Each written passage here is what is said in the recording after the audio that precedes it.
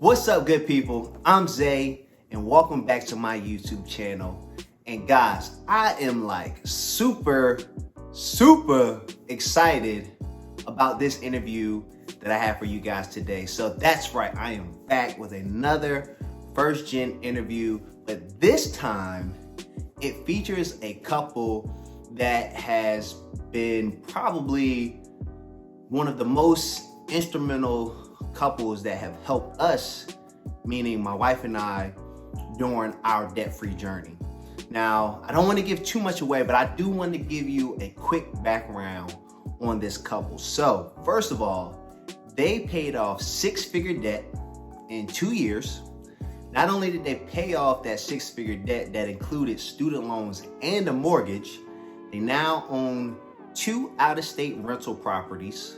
Not only do they have rental properties, they also have one of the dopest podcasts out on the market right now, and they have a fire YouTube channel, as well as they offer financial coaching. I didn't want to forget that. So if you need some coaching, definitely you're going to want to holler at them after this interview. But as I said, I don't want to give too much away, but I'm going to introduce you guys into the amazing couple, Marcus and Shira Murray of Black and Married Debt Free. Guys, this interview, I'm telling y'all, when y'all watch it, you are going to get a lot of gems. So please pay attention. Now, before we jump into their interview, make sure you like, subscribe to my channel, as well as I'm going to put their information down in the description box below so you can check them out as well. And without further ado, guys, let's get into their interview. So my experience with money growing up was that I grew up in a 2-parent household. Both my parents worked extremely hard, and that rubbed off on me. I've been working since I was about 15 and a half.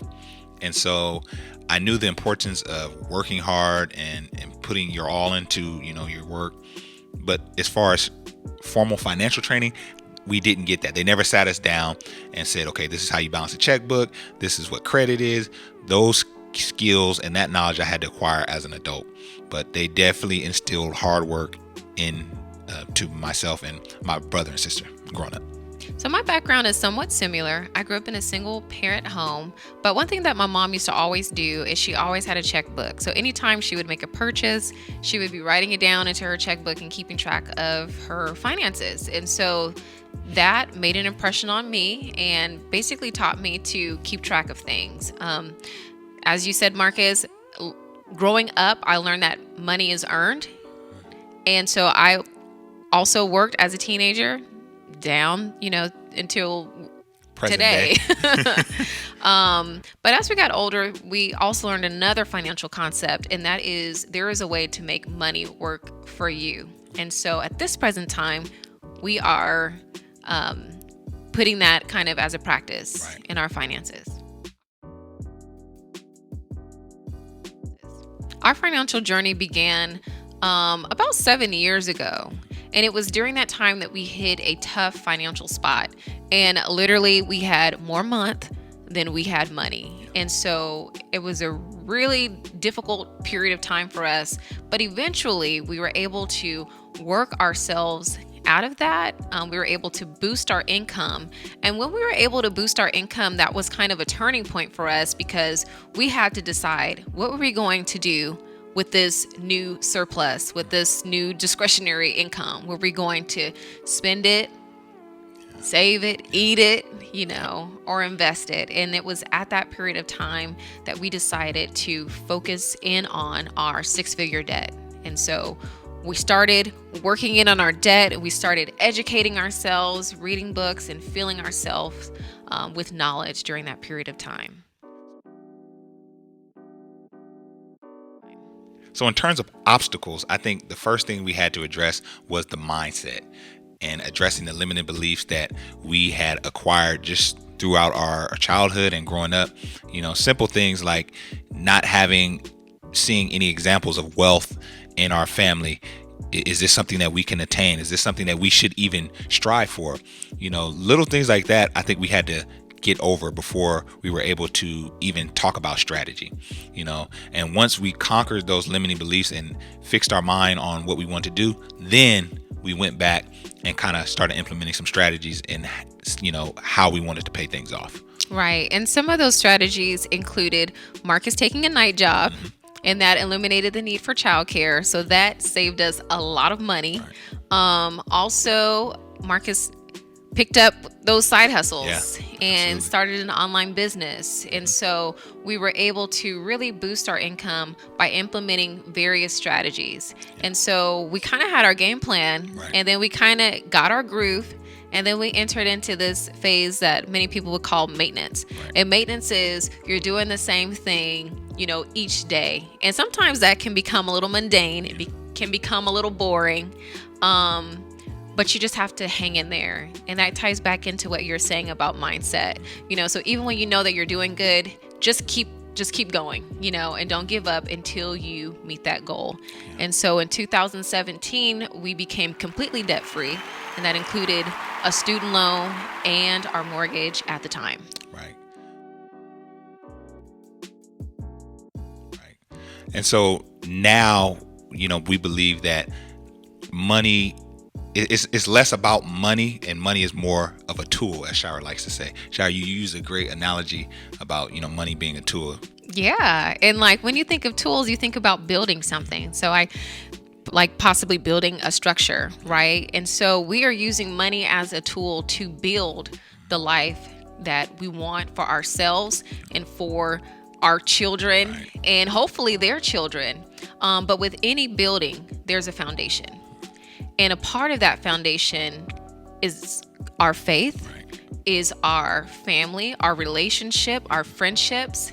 And so those are the things that ground us. And it's, money that helps to facilitate a lot of us being able to create the life that we want.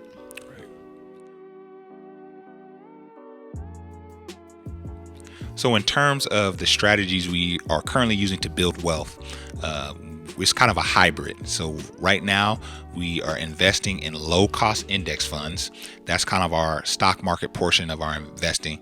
And then we're also investing in real estate, particularly buy and hold properties. So we purchased 2 properties and we have tenants renting those out for us. We plan to acquire more in the future, but right now those are really the 2 strategies that we're using to build wealth. To complement what you just shared, part of our strategy is really staying together. Yeah. And that is part of our message. We need our families to stay together. And God forbid, if we weren't together, the strategy would change. Absolutely. Right? And I don't think it would be good for either one of us. And so part of your wealth strategy should be building wealth within your own family. Yeah. And I think that that's key.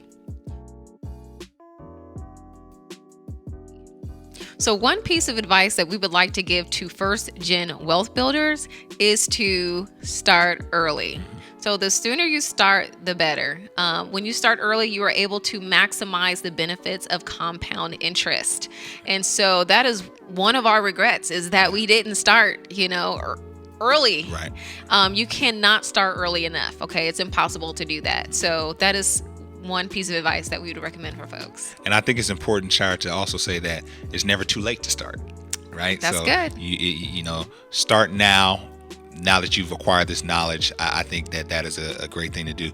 And Shira, another thing is that when you're dealing with trying to change your family legacy, if you're the first generation that's seeking to do anything, you have to once again tackle the mindset portion of it, because you have to break down all of those beliefs that you've acquired that has kind of left your family in whatever situation you're in.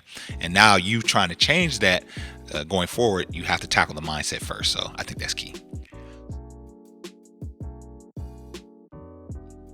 So if you want to follow Shira and myself and everything we're doing at Black Married Debt Free, all you have to do is really just Google Black Married and Debt Free, and you can check out our YouTube, which we have over 100 videos there where we're talking about finance and sharing.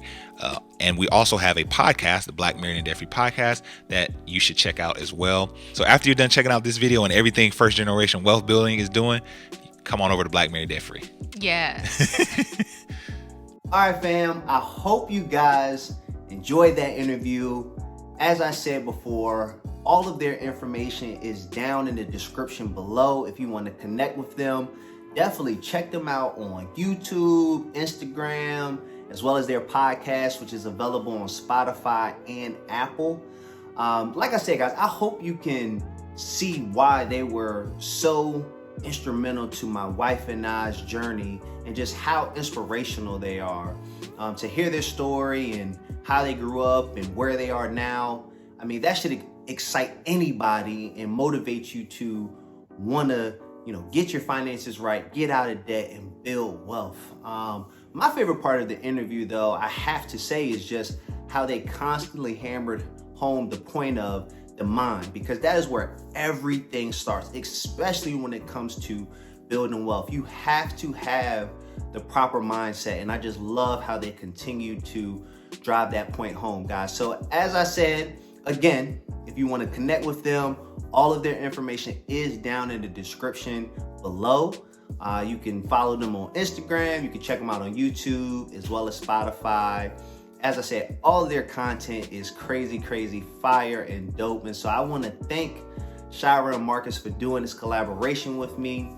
And as usual, guys, if you like this interview and want to see more, give me a thumbs up as well as press that subscribe button.